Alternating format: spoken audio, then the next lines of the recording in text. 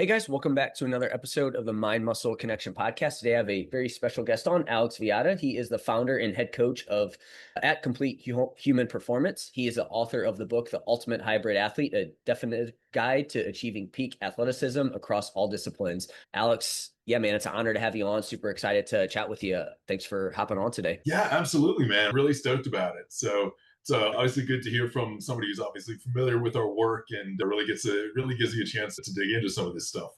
Yeah, it's super interesting. I've definitely been like lately having, for me, and I'm sure you can resonate with this too, as we learn a little bit more about your story. But like I was telling you off air, like very like hypertrophy focused, like bodybuilding kind of style. Mhm. But man, recently, like definitely getting more into the cardiovascular side of things, especially as a lifter and as a male over 30. I feel like it's super important. So I feel like this is a Yeah. very timely too to have you on to discuss those things. Yeah. It's funny how those things drift too. As you get a little bit older, you're like, all right, maybe I got to make some considerations about overall health and versatility and all that kind of stuff. Maybe what would be super helpful for the audience is just maybe give a little bit of a brief background on how you got to where you're at today and what that Sure. looks like. And I'm sure I'll have some follow-up questions to that. Sure, yeah. So I started out my career not in fitness. I've always been a trainer, like pretty much since college. Since I graduated from college, I've been into personal training, been really big into fitness in general. But for I think the first 10 years or so of my career, I actually worked in pharmaceuticals and in clinical research, clinical trial management. And I did coaching and training as a side thing, something I was really interested in, really passionate about. Started out with kind of a powerlifting background out of college because high school athlete, then didn't play anything in college, decided I needed to get back into it. And throughout the process of getting back into lifting, I realized I had some set of holes in my fitness. And I'll tell you more stories on that. But really just fell into the whole hybrid thing as much because of like my social network and the people around me. And I love lifting through and through, but had a lot of endurance athletes in my life, people who enjoyed that. So really got me exposed to that kind of thing. And did that for a couple of years, finally left the whole pharmaceutical and research space consulting very briefly, and then said, you know what, heck, I love this stuff. I love training. I love coaching. I'm going to get into this full time. And that was about 12, 13. Oh my God, the number gets bigger every time I think about it. 2.5 years ago or so, I started doing this full time, coaching for 25 years, but here we are. That's awesome, man. How did your maybe background in like the pharmaceutical industry help shape? I'm assuming you probably got into the nitty gritty of science and stuff like that. Yeah. Did that kind of help translate over into this field for you? Big time, big time. Actually, that's kind of a credit that a lot with a lot of my approach because being in clinical trials are a very specific kind of research. A lot of scientific papers are scientific communication, is what they're referred to.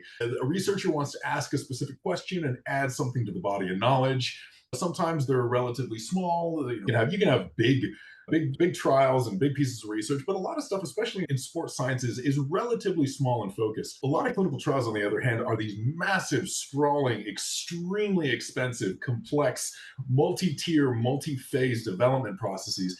And I think what's so interesting about those is having the experience of going through clinical trials and helping run them and look at what goes into data management and statistical analysis, and honestly getting some of the, I don't want to say darker side, but dirtier side of what happens to bad data and things like that, and realizing how much stuff is not really shared. It gave me a real appreciation, I think, for obviously the strengths of science, but also I think some of the limitations of research, and really learning how to read and interpret research, look at what it's telling you, and also look at what it's not telling you. So it's been a huge help to my career in fitness and all things exercise training related. I'm sure too, even from a physiology standpoint and just even like maybe even a supplement standpoint, stuff like that. And obviously like understanding kind of the science behind all that, I'm assuming probably Yeah. carried over from that as well too. Yeah, absolutely. I think because my background on the biological sciences side is some biomechanics, but also primarily biochemistry. So Yep. very heavy on the biochemistry side of things, and nutritional biochemistry. Before I started again, all this was before I left pharma, and started getting more into mechanics. But really interesting. You learn a lot about interactions in the body, and I think one of the most interesting things coming from all of that was this general idea, this general truism that you can have something that on paper should work perfectly. And this is in the context of drugs in clinical trials, but can also be like types of exercise or supplements or intervention. Something that on paper works 100 times out of 100. This is the perfect mechanism, the perfect drug, the perfect this, the perfect that. And when you actually put it in humans, it never works out quite the way you think. And it really made me, I don't want to say skeptical, but really a little very more careful about a lot of supplements out there on the market, a lot of training interventions out on the market, following the latest trend in high volume or low volume and lengthened partials and this and that and the other, because you realize that a lot of research, especially in the clinical trial world, is based on really good ideas. The science matches up, the initial data matches up, and the errors and flaws and the fact that things often don't work the way you wish they would in human bodies, it comes out. I think it was a really good way to come into this space because it leads you to want to follow the science and believe in the science, but it also forces you to take a real critical eye to it and say, hey, yeah, okay, this is interesting study, this is an interesting supplement. There are less than 1% of every drug, or conversely supplement or anything else, that works in animal models perfectly actually makes it into humans. You have these things failing all the time. So you have these great supplements and this and that and the other that we have promising rat data on and promising initial data on, and they just don't work. Again, it was a really interesting way to come into things, and I really credit it a lot with really longevity in this field and being able to ride a lot of the peaks and troughs in ideas, and both good and bad. Kind of like you said, you brought up a couple good ones too, right? Like the high versus low volume, like you said, length and partial, stuff like that. Like those are the big ones right now. And like you said, being able to write through that and again, not getting too caught up. And I'm assuming what you're saying there is like not getting too caught up in one study and then like Yeah, riding the wave of that and everything exactly. like that. Exactly. Cool, man. No, that's awesome. Yeah, I could definitely see where again having that kind of knowledge around that and just again, like you said, the research in general can be super helpful because you do see that a lot where people do tend to maybe catch on to one study, really sit on that without really looking at the bigger picture there. Yeah. So with your background too, I know that, yeah, I did say this on air too about the cardio. What was your was there anything that hit you that was like, oh crap, okay, maybe I do need to add in some endurance type training and stuff like that? Was Oh, there yeah. anything specific there? It's really funny because when I was little, when I was like 4 years old, my parents had me doing every kind of sport activity known to man. I grew up overseas. We lived in the Philippines, and my mom was having me do swim team and ride horses, and we played soccer, did everything. And I think I took for granted a certain level of versatility in my training because I didn't really train. I just went out and played. I went out, and when I got back to the United States, it was like I played a little bit of lacrosse, I played a little bit of hockey, I played a little bit of football, I played a little bit of track, and it led to me feeling well rounded and generally physically capable. And when I went to college, I went to a D1 school, so obviously wasn't good enough to play any sport at the college level, so dropped them all completely. And fell back into lifting, really got interested in powerlifting and felt great, but I think I really realized some of the limitations of it. Just I thought I was in good shape until I realized I couldn't do a lot of the things that I, even as a casual high school athlete, just not being able to go sprint up a hill or run for more than 5 minutes without being absolutely dead on my feet. And it was sobering too, because I do have a family history of heart disease. Like my grandfather had quintuple bypass surgery at 63.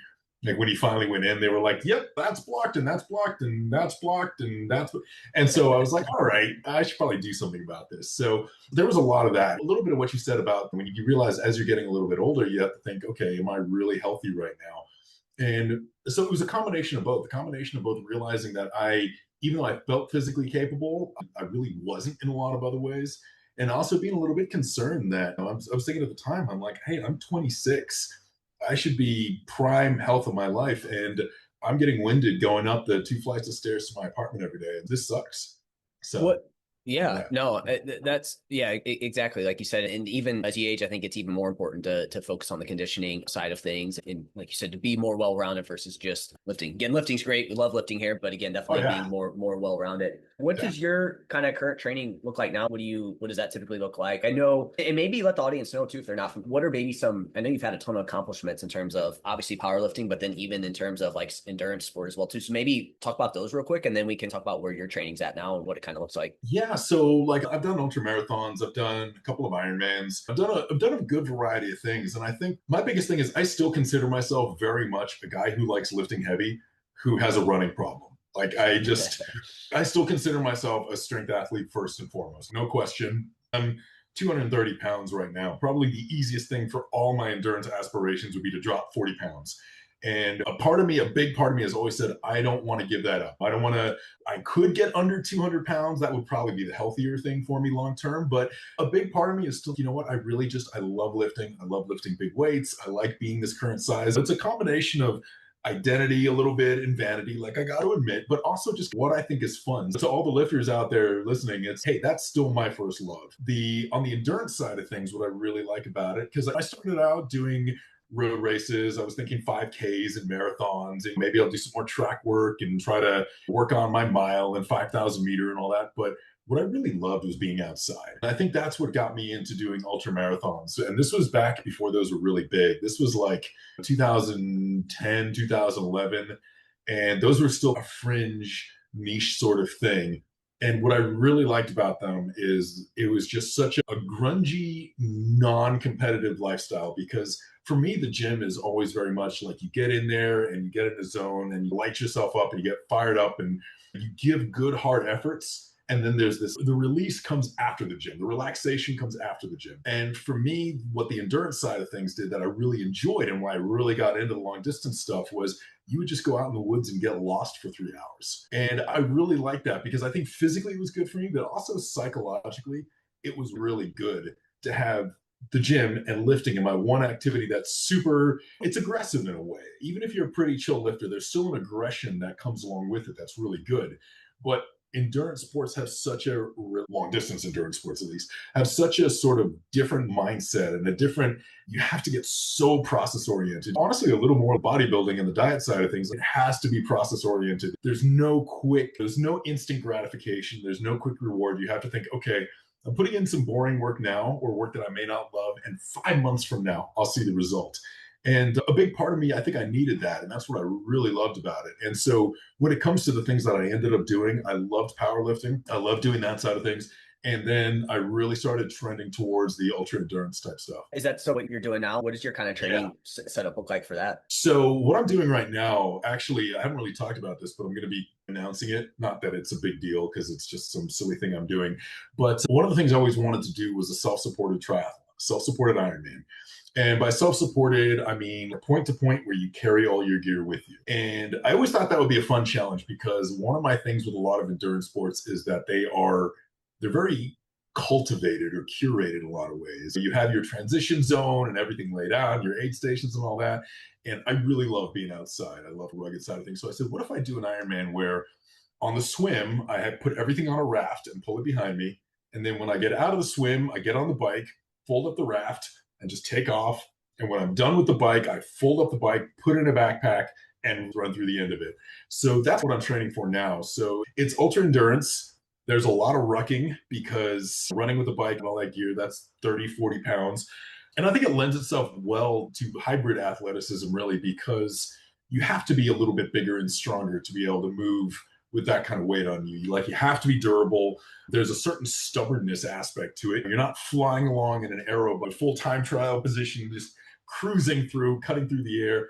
I'm sitting on a foldable bike here up on handlebars with a big backpack on my back, just cruising along, just trying to put power down and stay on track. So that's what I'm training for. I'm doing that. And I'd also like to probably compete in powerlifting again next year.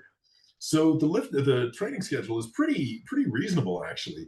It's 4 days of lifting a week, and I do basic power lifts, one of the basic movements, plus some accessory or dynamic effort work. I do a little bit of hypertrophy work following it, just because for me, very much use it or lose it. If I don't incorporate a good amount of hypertrophy work, I lose mass so quickly. And on the endurance side of things, I try to keep it really focused. I'm not a big high mileage person. I think a lot of times when people think about doing ultras or long distance, they think about, oh man, I'm going to have to spend hours and hours. But I've always believed that good performance is good performance. Good runners are good runners at almost any distance. So a lot of my endurance work is focused on quality, good quality bike sessions. Now that it's getting cold, they're indoor bike sessions. Most of my conditioning sessions are 45 to 60 minutes. I only really do 1 to 2 long ones per week, and that's usually a longer ruck. So it's pretty reasonable in terms of hours. It's not a huge time commitment. So you said 4 days of lifting, and then how many days do you typically find that you're doing more of the endurance side of things? Yeah, so I'll usually lift like Monday, Tuesday, Thursday, Friday. I'll usually do a very short conditioning session, like even whether it's like a kind of a zone 2 bike, something 30 and 40 minutes right after the lifting sessions. Wednesday, I tend to do a 55 to 60-minute long bike or run session.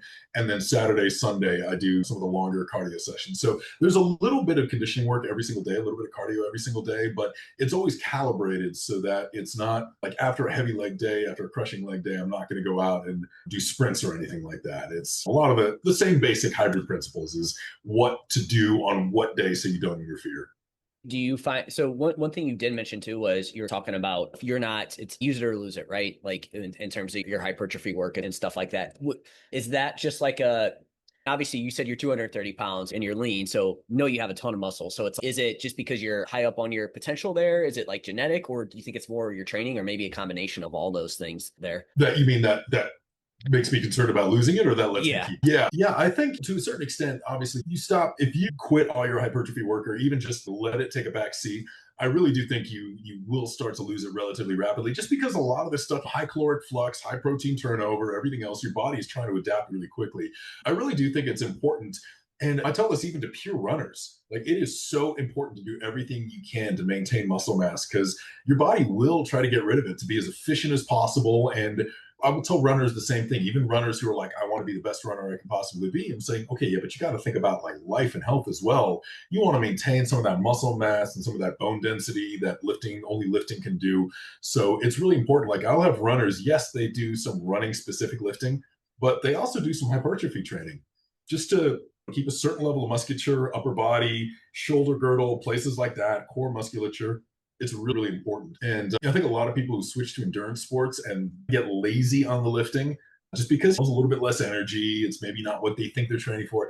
A lot of them really regret it when they suddenly realize that, wow, I lost a lot more muscle mass than I thought, and it's really hard to get back.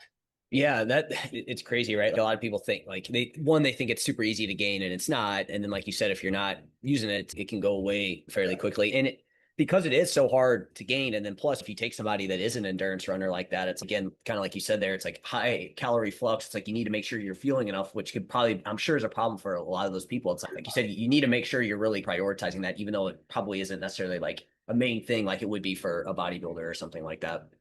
Yeah, and that's one of the reasons why I like so much of my training too. And honestly, so much of the whole hybrid thing was just based around like minimum effective dose plus one. Yeah. It's because it's much easier, especially in a hybrid program, which ideally is people wanting to progress in two or more sports. A lot of times, at the very least, you say, I don't want to regress in one of them. So you have to be really deliberate in what exercises you choose or what durations you choose. Like, you have to do, honestly, like, you have to follow all the absolute best practices because you're doing so little. You don't have a lot of room for extra stuff. So if somebody like wants to do a hybrid program, they need to really know hypertrophy forward and backwards if they want to hold on to mass. Because it's much easier to gain mass if you're like, yeah, I'm just going to eat everything in the world and all I'm doing is lifting and everything else. It's really hard to gain mass if you're like, yeah, and I'm running too, and I only have 3 days a week to lift and all that. You have to really think, all right, I have to make the most of this. It's funny you bring that up because, like, for me, that's been the biggest thing, right? So, in the last, our son's a year now. So, it's in the past, you could just train a bunch and you're good to go. But now it's like you have to figure out, like, what are the big rocks that you need to focus on in the time that you have. I definitely knowing hypertrophy principles has been super helpful, right? Because I think for Yeah. two reasons. One, it helps you figure out what is the most important. But then two, for the other thing of you're doing the things that you need to do to at least keep it and potentially even grow as well too, which to me is coming from someone who's super like I care about muscle. Like the thought of losing any muscle is that was always why I never did it in the past. So it's like Yeah. that's the Yeah. most important. Yeah. It's tough too, because I know, and again, like, this is totally fine, but there are a lot of folks in the hybrid space, especially like very popular ones, who started out super jacked and they honestly had a little muscle that they could afford to lose. Yeah. So it's like, all right, it's not really as easy as just throwing yourself all in to the running side of things. You're gonna lose if you're not careful. If you are careful, you can hold on to it. But again, you got to be really deliberate and really smart about it. And yeah, it's Well, not easy. there probably comes a point where it's at some point you can't, in terms of being absolutely just like a bodybuilder level style of muscle, which again, most people are not going to get to anyway. So we don't really need to be worried about that. But at some point, there probably is going to be that point of you can't just continue to have as much muscle as possible and be in Yeah. ultra marathon runner that is going to run it in a crazy amount of time either. There's probably going to be a point where you're going to have to figure out which direction you want to go or what is Yeah, the best absolutely. of both worlds. Yeah, and that's the other thing as well is you realize that your eventual performance is really going to follow what it is you're willing to compromise. I'm always going to be limited in, I probably, at this body weight, running a 100 miler in any decent time is probably just energetically, it just doesn't work out. So I've got to recognize that I'm making the decision that, hey, like this is, I'm never going to be able, never going to run a 12 mile or 12-hour 100 mile. Be lucky to run a 12-hour 50 miler, that kind of thing. There are some limitations to it, but I think that's part of the fun to me too, is just also reminding people that in a lot of cases, you the difference between getting to 95% of your potential and still having fun doing a bunch of other things and getting to 100% of your potential, like it's that 5% is very small. Like you may never get to the you can still be almost as elite as you ever possibly could, even while branching out and even while trying other things. That makes a lot of sense too, right? Because even from like a muscle building standpoint, people are worried about maxing out how much. It's so hard to get to that point, anyways. That it's like you're probably not you're probably not going to be able to get there anyways, and you Yeah. probably aren't going to want to dedicate the time and the resources to get to that level either. Exactly. You know what I think was really interesting is just one of the cases of, for a bunch of years there, I always point out CrossFit as a great example of this and how many jacked people CrossFit was producing, drug conversations and everything else notwithstanding. A lot of people would just start doing CrossFit and they would just get jacked. Logically, it doesn't make sense. You're like, they're not doing particularly, quite frankly, they are not doing particularly good lifting programs. They are not doing any solid hypertrophy work. They aren't even doing particularly good conditioning programs. Why is it that a lot of them actually seem to gain a good amount of muscle? Obviously not bodybuilder style, but quite frankly, a lot of them look like they're in regular people who do 2 years of CrossFit are suddenly looking like somebody who's been doing hypertrophy work in the gym for 2 to 3 years. You're going, how does that? But it's because a lot of cases they just discovered intensity and they just discovered, oh, this is what actual like 9.8 out of 10 RPE feels like in training. And I think for a lot of people, it's, yeah, you can get really far on a even slightly suboptimal program if you really know what it's like to work hard and work appropriately hard.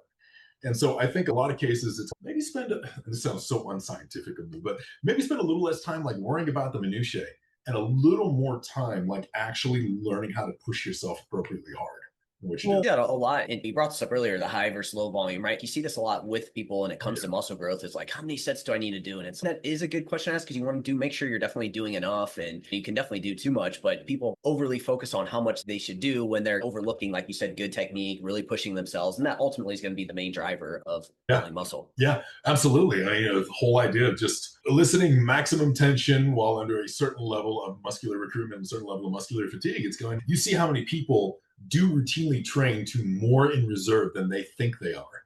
And you're really thinking, okay, at the end of the day, you're leaving so much progress on the table there because you think, oh man, I've still got like 8 sets of chest to go on my workout, and rather than thinking like, hey, I'm just going to actually put in appropriate effort on each one of these, and they suddenly realize that, wow, I can't actually do more than 6 hard sets of chest in a workout, like work sets, without feeling totally crushed. And it's interesting when you hit that point and you think, oh, okay, plus I got done with my workout in 35 minutes. Yep. Yeah, less time. Yeah, way more time efficient, which most people need anyways. Yeah, yeah. What does your kind of nutrition like look like with your the amount of training that you're doing and stuff like that? Yeah. So I honestly, I try to keep it relatively simple. My view has always been that like nutrition is make sure you get in the core of what you need and build everything around it just as you want. So I just generally make sure that I get my 180 to 200 grams of protein a day, just because I find that's a good, reasonable target to hit. I make sure that I get at least 20 to 30 grams of quality fats per day. And I just try to make sure that the rest comes from as much carbohydrate as I need. And a lot of it's relatively untargeted. I don't worry a lot about meal timing because I think for me, a lot more is based on how I'll feel during each given session. Yeah. For example, I tend to eat a lot at dinner, like a large portion of my calories. In fact, for a number of years, you could almost describe my meal style as intermittent fasting. Sometimes I would just have a small breakfast, have nothing throughout the day, and then just a big lunch and eat some things after, or sorry, a big dinner and eat some things after dinner. But really, it was just, hey, this is what feels good. I train better on an empty stomach. Even though ideally I should have more in my system for training, I just feel better when I'm not full. And so that was my nutrition. Is right now it's between about 3,400 and 4,000 calories a day. I don't go crazy on days. If I'm like, some days I'll do a long bike or a long run, and that becomes a 5,000 calorie day in terms of what I burn. I don't try to hit 5,000 calories because that's just, I feel terrible. I would rather make that up over the next few days. So I tend to be a little bit more, let's think about the whole week's worth of work in my nutrition rather than about day to day. To ensure you're eating enough, do you track your body weight and stuff like that to make sure you're eating enough? And yeah, what is that, what kind of guides that decision there on that? Yeah, it is. That's a big thing. So one of the things I look at is, and one of the things I do occasionally is I have a second watch with a step tracker on it.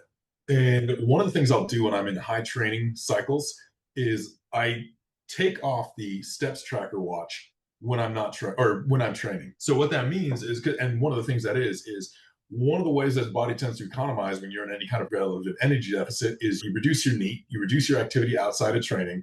I'll notice that in a really heavy training cycle, let's say normally I get 8,000 steps a day walking around, anywhere between another 2,000 to 15,000, depending on whatever run I do or anything else.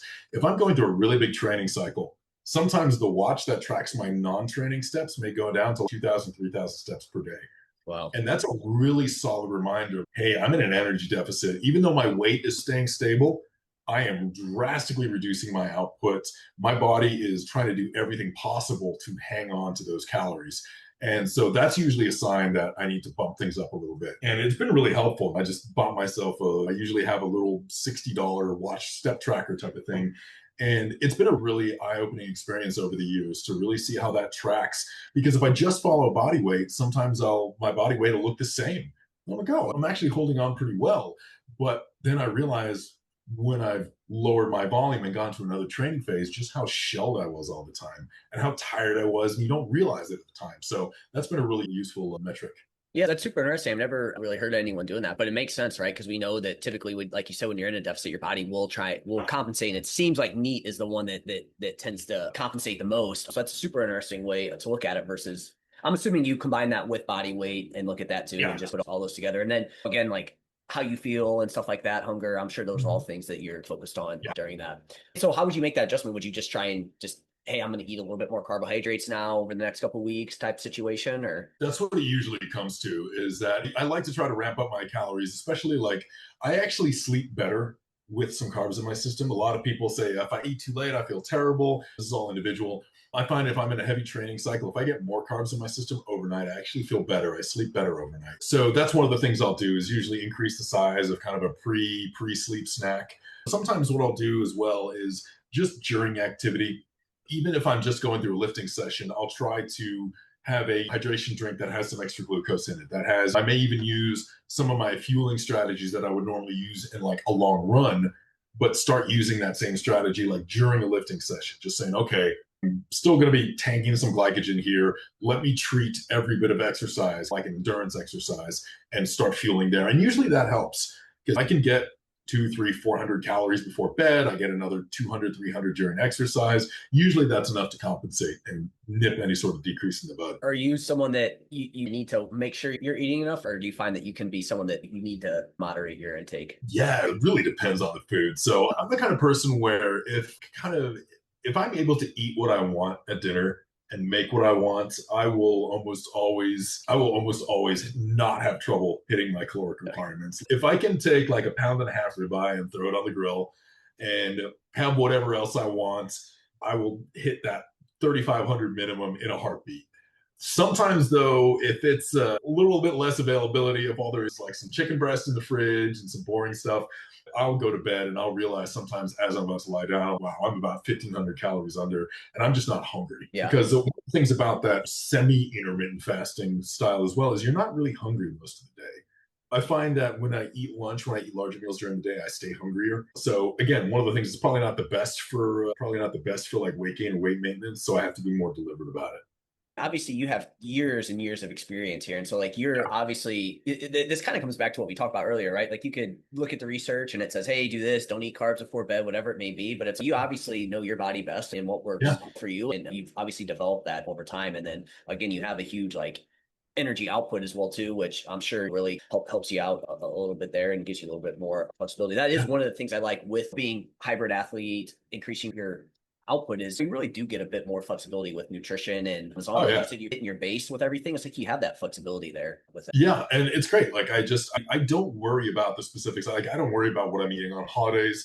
I'm burning enough that if I need to lose weight, all I do is just not focus on eating more, and I will. And again, because of the program, because I still do hypertrophy work and everything else, I'm not worried that I'm just going to start dropping muscle, because you don't have to train actually that much to hold on to the muscle that you have. That it's much more a case of, yes, if you stop lifting entirely, you'll shed it real fast. But yeah, for the most part, if I want to go into any kind of deficit, I can achieve that easily, like minimal mental strain, which is nice.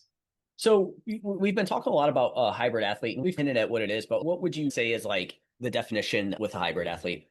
So the definition is basically a hybrid athlete is somebody who wishes to pursue two or more sport activities that don't explicitly support each other. And what that means, the sort of essence of it, is that you have to make a choice with every workout that you do, that this workout may support one of my objectives, but it may not support, or it may even work in opposition to my other objective. So I always need to decide on what is the most effective workout for one objective that costs the other objective the least. And again, like I said, the reason that matters is because it's very much a judicious, almost minimalist style of training that really forces you as an athlete, as a coach, as whatever, to make some really hard decisions in terms of what you do.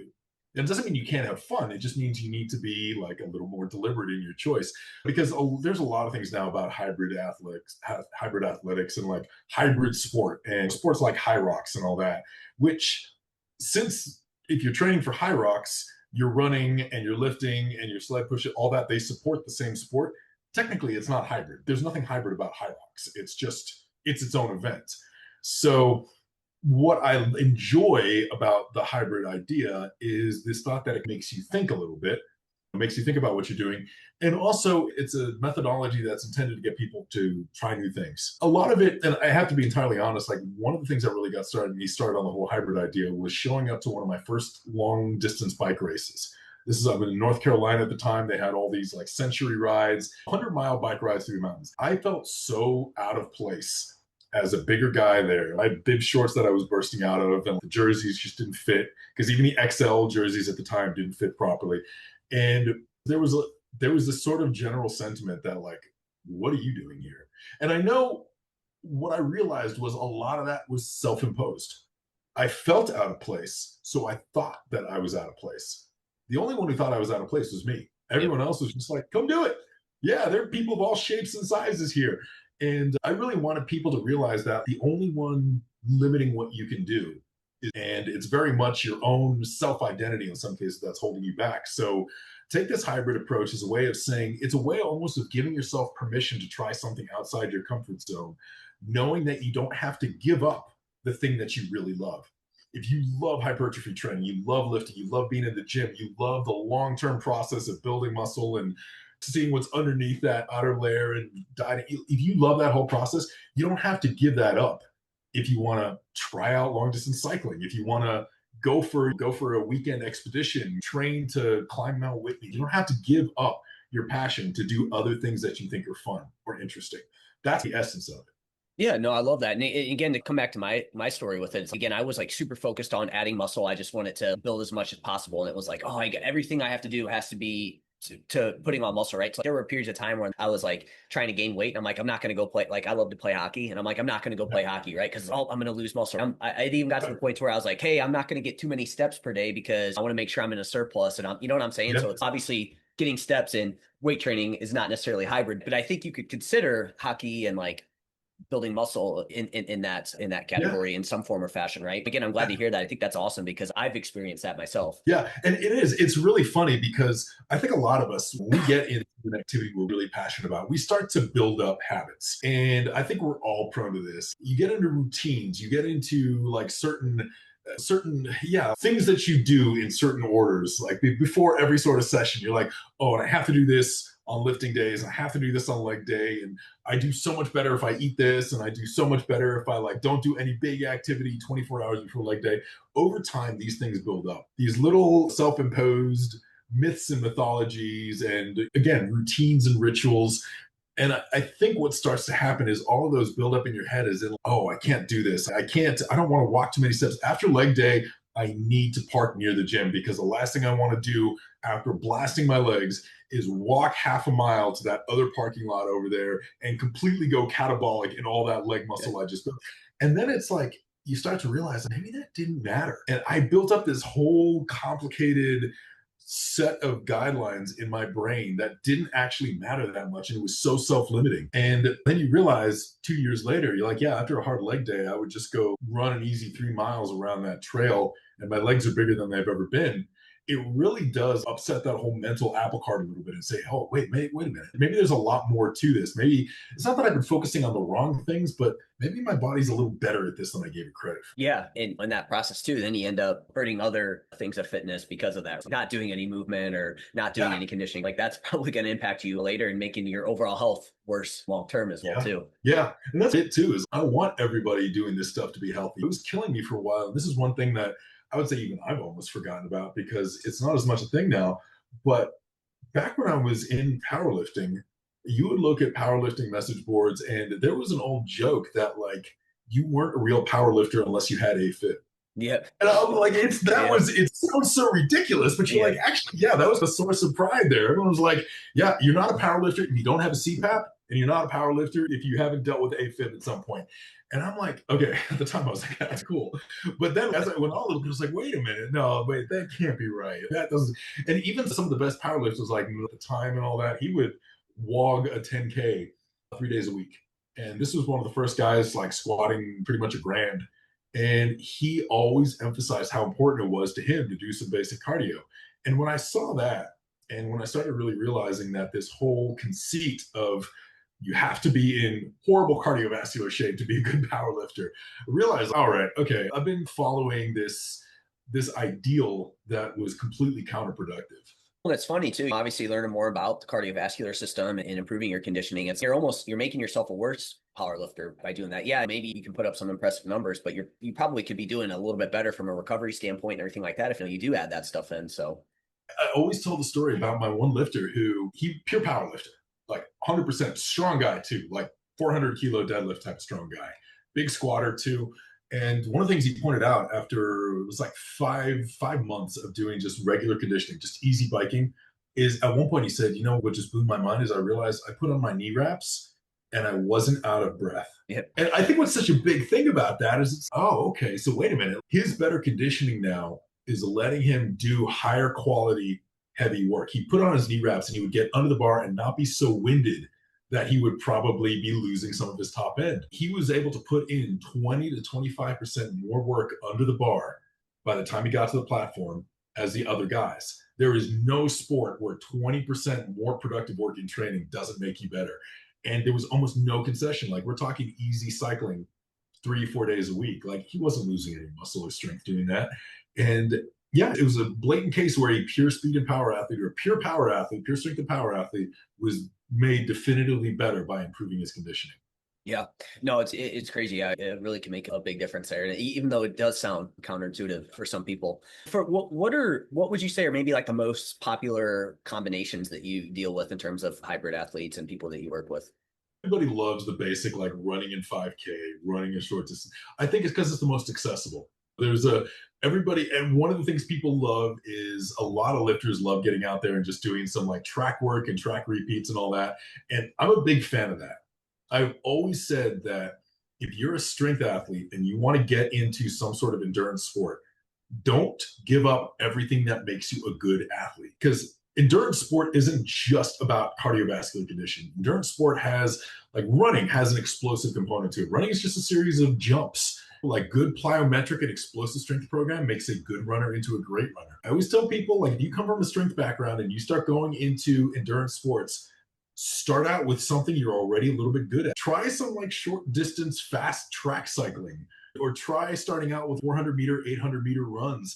Really leverage the fact that you're good at explosive training and run some short distances and get good at it. Because of that, I think a lot of them gravitate towards, again, I just want to lift and I don't want to run super long distances. I just want to go run a 5K. That's like the most common way to get into it. I see a lot more interest in ultras now, though. It's really interesting. I would say about 30% of the people that I personally work with at this point initially got the idea of, and most of them are from lifting backgrounds. There are some that come from running backgrounds as well, but I would say about 60% of our people come from lifting backgrounds first. They like the idea of doing something completely polar opposite. Yeah, I just decided I want to do a 12-hour backyard ultra, which is one of those where you just run loops for 12 hours and see how far you get. So there was a lot of that. So I think those are still the most popular. There are people who want to do cycling. There are people who want to do triathlons are still very common. Oh God, we've got some people who, like one individual who wanted to just do highly competitive mountain biking.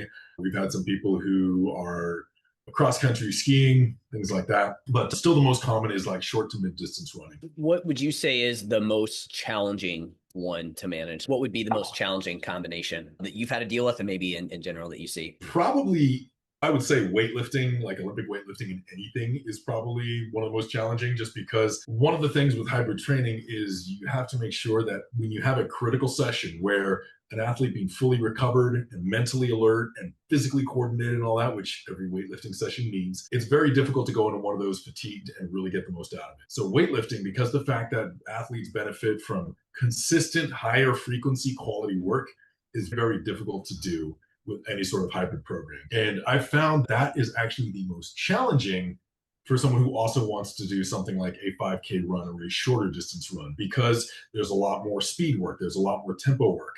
Somebody wants to run an ultra. Yes, I still have my ultra runners doing speed work and tempo work and threshold work and all that stuff.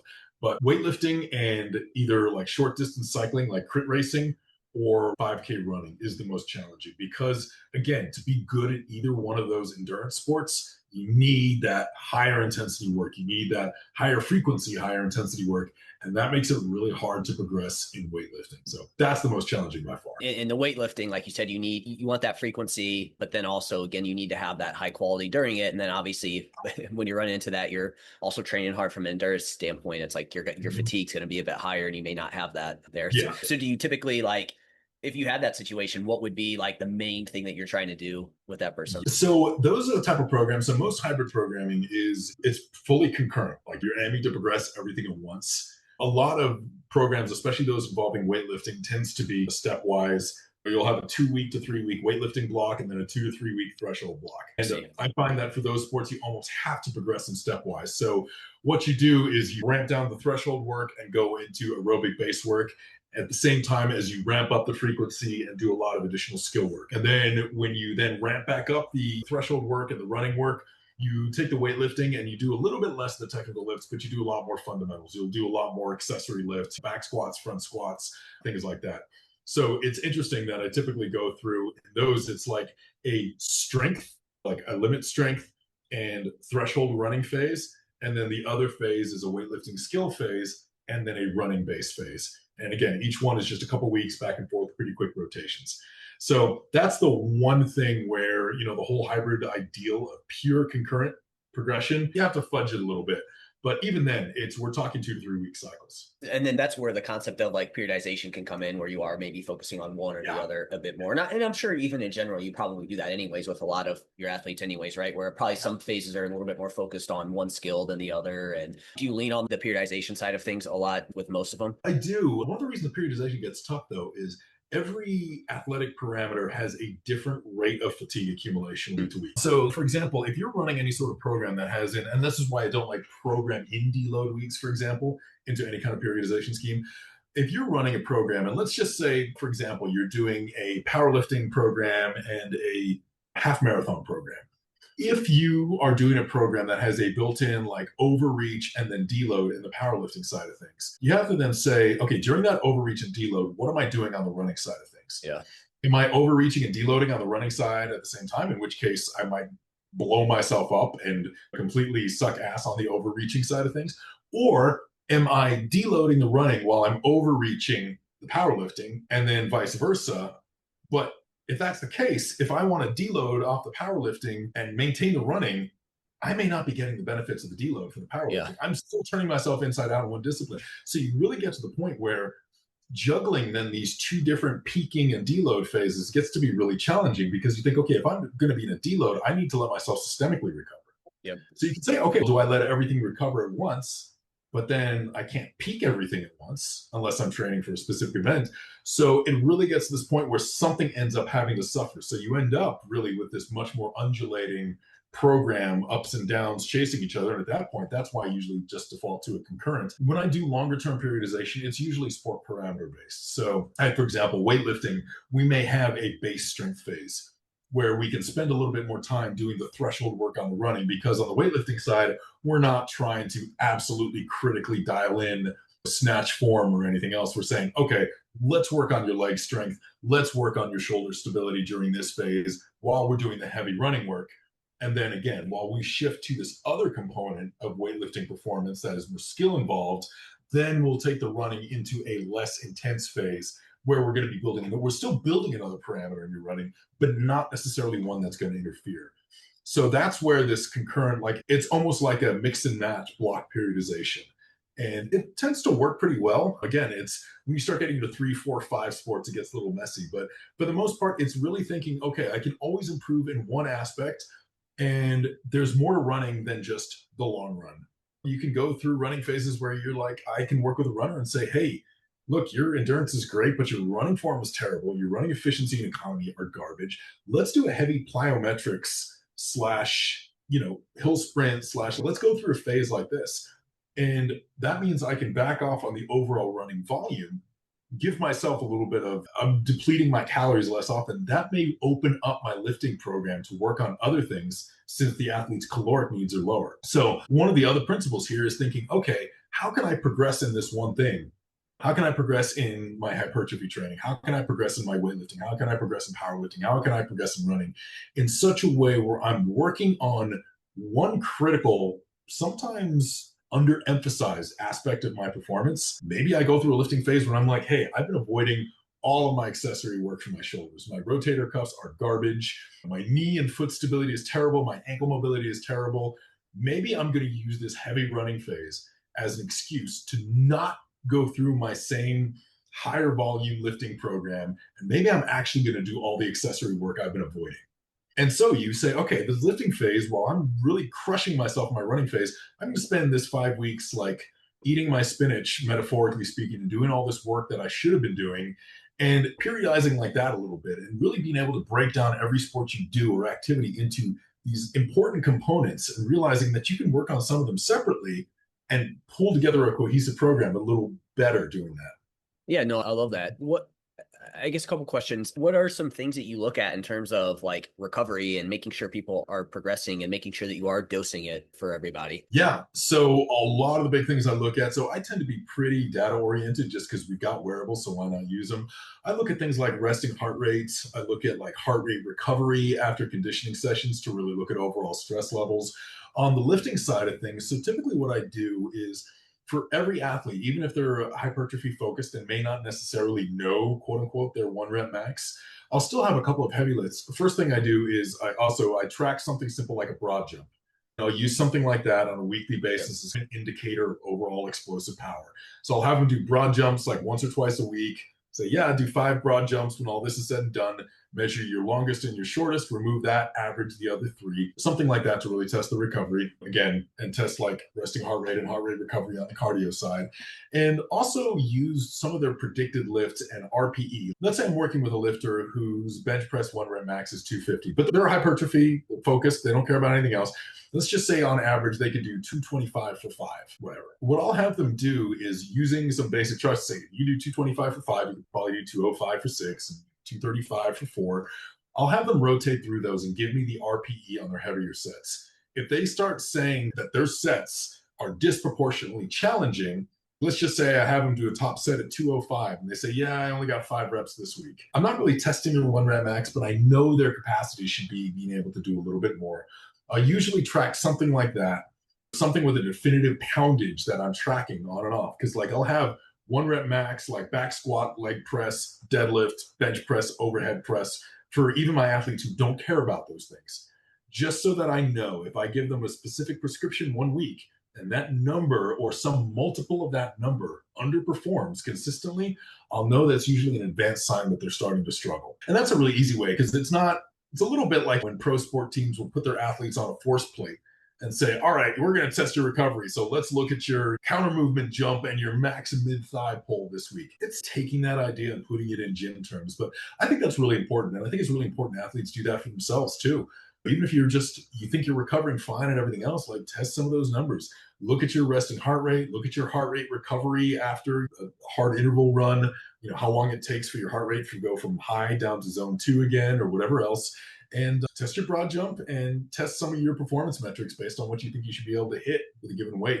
That's going to give you a pretty clear overview of where you're at recovery wise. Do you feel like when it comes to a recovery standpoint and like hybrid athlete, do you feel like it ends up being the amount of training that someone's doing that is the issue? Or do you feel like it ends up being a recovery thing outside of the gym and like a nutrition kind of piece that ends up being the limiting factor? I can't tell you how often people think that is their training and it really turns out to be something else. It's stress, it's lack of sleep, it's poor diet, it's travel, all those things. I would say 80% of the time, at least, when I have an athlete who feels like they're overreaching in the gym, it's because everything else in life is blown up and they're just not able to, like, okay, yeah, so how's your sleep? Oh, it's been okay. Yeah, it's probably okay. What's okay? Probably got down about an hour a night. I'm probably at 5.5 to 6 hours of sleep a night.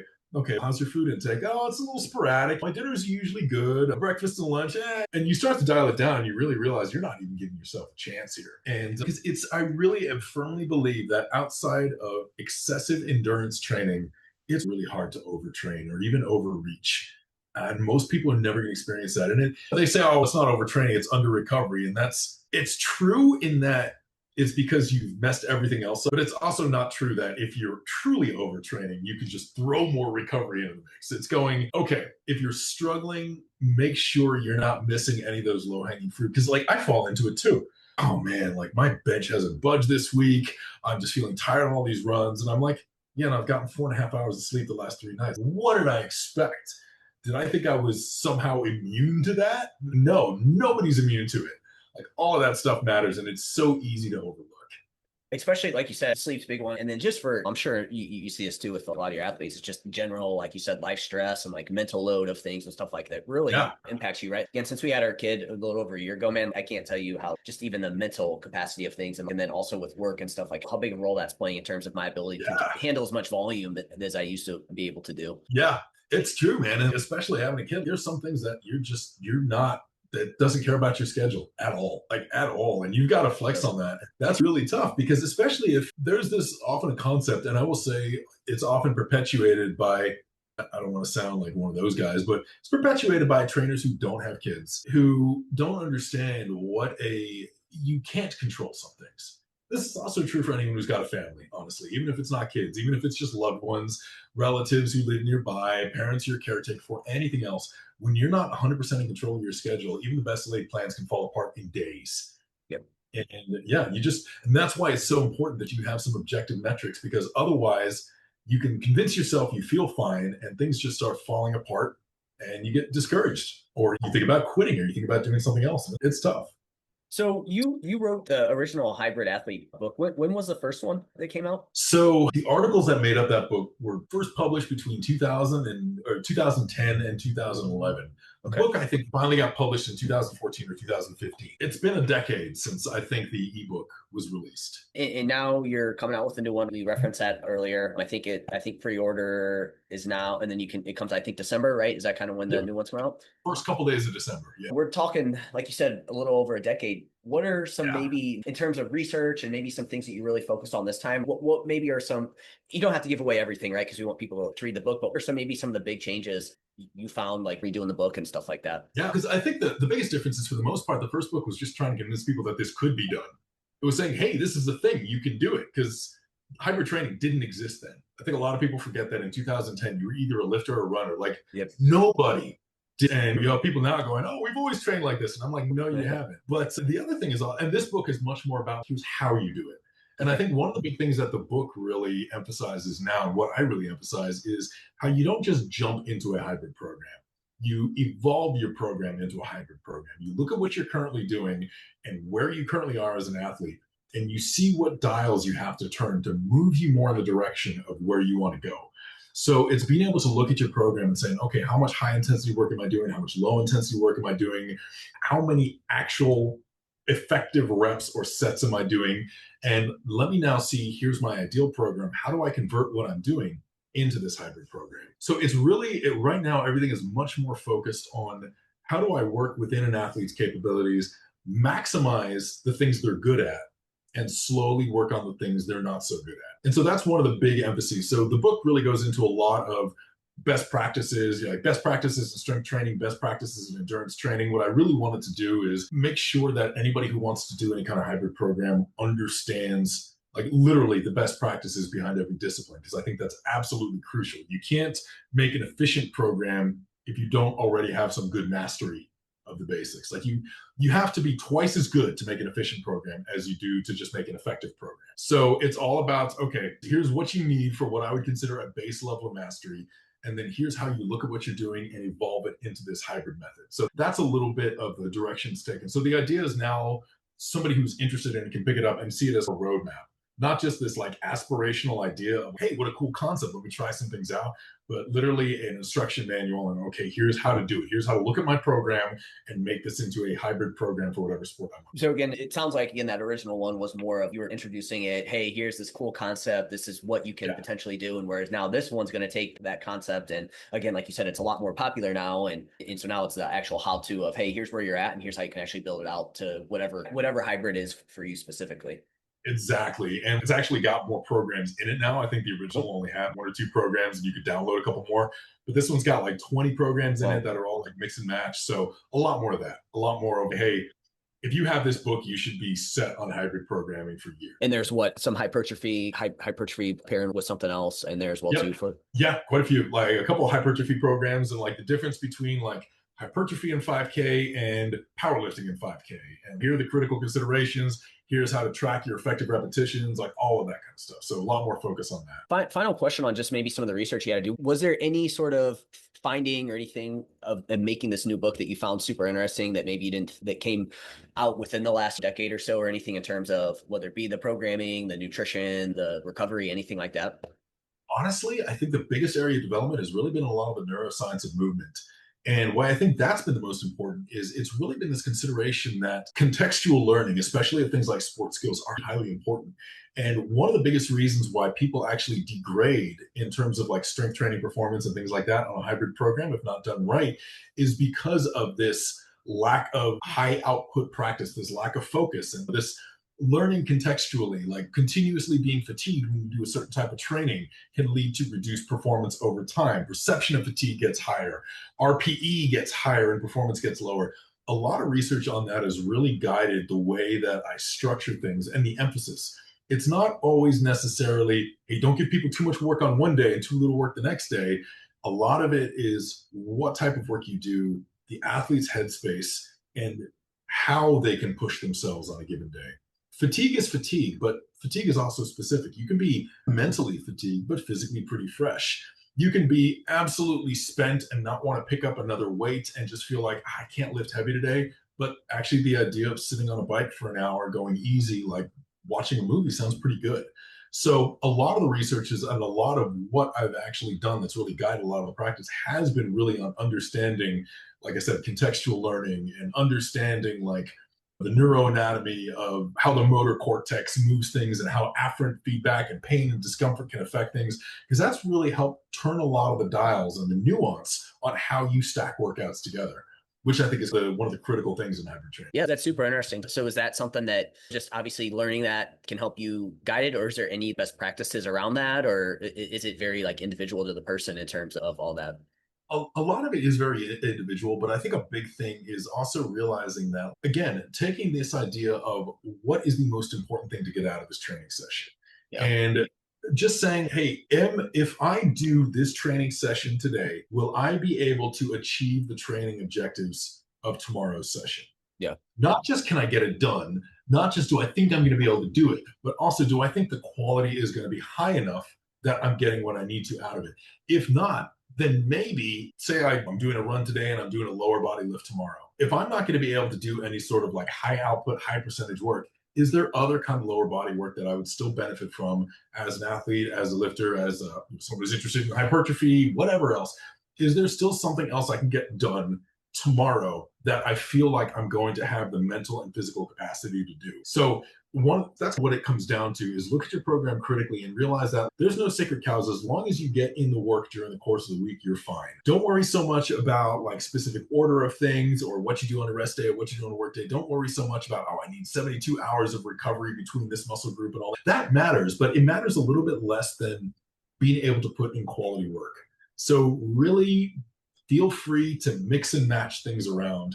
You don't have to have all of your leg day on one day or 2 days, or if you're doing full body workouts, you can have a full body workout that's really light on the upper body one day, or like, let's say, huge back volume the next day. All of that's okay because you're really thinking, okay, what's important is that I get in all the work during my microcycle / week, not necessarily what day I get it in on. And that subtle mindset shift usually results in tremendous improvements in overall progress. I love that. And I think to sum it up too, it's again, definitely need to be more intentional with your training when you're doing Yes, multiple disciplines than just going in exactly. and randomly doing shit, because that's going to get you in trouble. We need to be more intentional with our training. Exactly. And that general concept actually just makes some people better single sport athletes on top of it too. I've had people who just go through hybrid phases. They go back to their main sport exclusively and they go, hey, I realized a lot of the stuff I was doing, like I didn't really need to do. And this is what's important. And like my workouts are so much more targeted now. And I have a lot more room for that accessory work that I was always putting off because I was doing too much garbage. Cool. Excellent. Yeah, yeah, and just to come back to like that made me realize too, probably with my like again condensing it and making it more, you almost get more out of it now, essentially, because you are just more targeted, more intentional with what you're doing. That makes a ton of sense and super interesting way to think about it. So I love that. Yeah. Cool, man. Cool. Well, really appreciate your time. Obviously, we have the book coming out. If you want to maybe let the audience know about where they can get that, anything more on the book you want to let them know, and then where else they can find you. Yeah, man, the book is going to be out on Amazon. I think it's like Barnes and Noble and a couple other places too. Ultimate Hybrid Athlete. Finally, like I said, coming out. The actual print's coming out on December 2nd or something like that. We've got a pre-launch group that's got some free materials on it. Look me up on Instagram, alex.viada, or my company, Complete Human Performance. And that's where to get all the latest and greatest. Man, a ton of great information here. Really appreciate your time, and we'll talk to you soon. And thanks so much. Appreciate it.